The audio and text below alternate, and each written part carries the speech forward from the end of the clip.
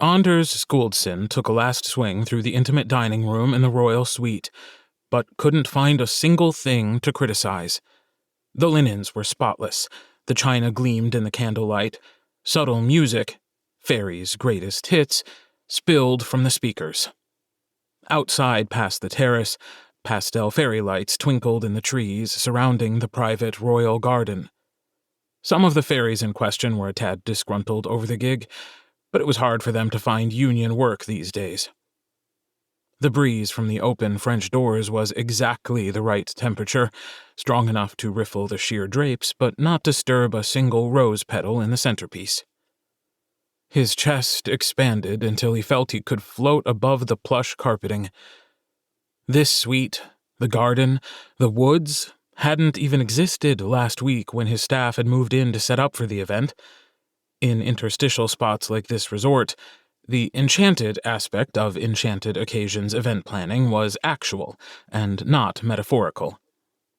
Because in the interstices, the pockets in reality where worlds met, magic from all supernatural realms could coexist.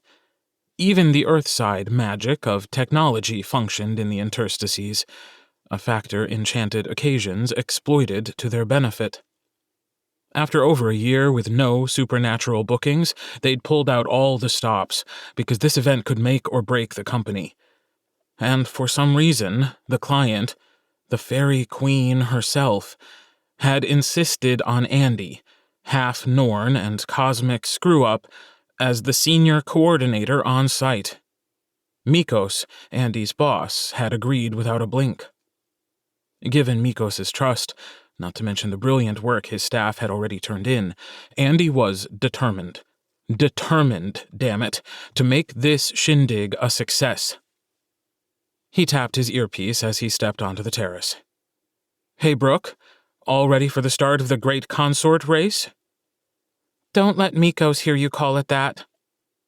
His half-undine second-in-command sounded as if she were standing right next to him. Smith, their tech demon, had outdone himself with this new gear. "It's the courting, coronation, and hand-fasting of His Royal Highness Rainer of Maidencourt, the one true Prince of Faerie." Don't remind me. Hadn't their graphic designer had a party fitting all that on the invitations, especially considering the invitations were actual oak leaves.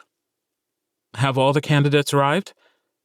Yep, and settled in their suites. The Ifrit has a fire pit on his balcony and a fireplace in his suite big enough to roast a hippogriff. The Usfart and Dukefart?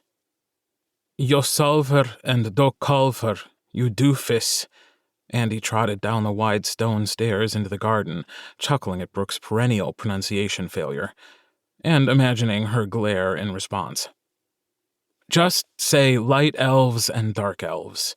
They'll look down their noses at you for it, but they do that to everyone all the time. Don't take it personally. Whatever.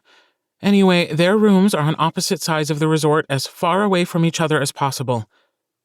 Excellent. He paused next to the stream, expecting to see a flash of bright scales under the water. Did you tell the Undine about the river access from her bathroom? I tried. She didn't want to hear it from me. Andy winced. Aw, sweetie. I'm sorry. You know I'd spare you that kind of crap if I could. All the Enchanted Occasions staff were HAHs, half and halves, aka H'ers, blends of human with one or more supernatural races. Interacting with pures was always chancy for H'ers who shared the same blood. Some pures took the H'ers' mixed heritage as an excuse to act more like jerks than normal. Not that Andy had any feelings about that. Oh well. Brooke's nonchalant tone didn't fool Andy one bit. She has only herself to blame if her scales dry out. Andy huffed a laugh. Be serious. She'll blame me, of course. Don't you know it's always the Norn's fault? That's not fair. Brooke's tone took on a militant edge. You shouldn't be everyone's scapegoat just because they're entitled assholes.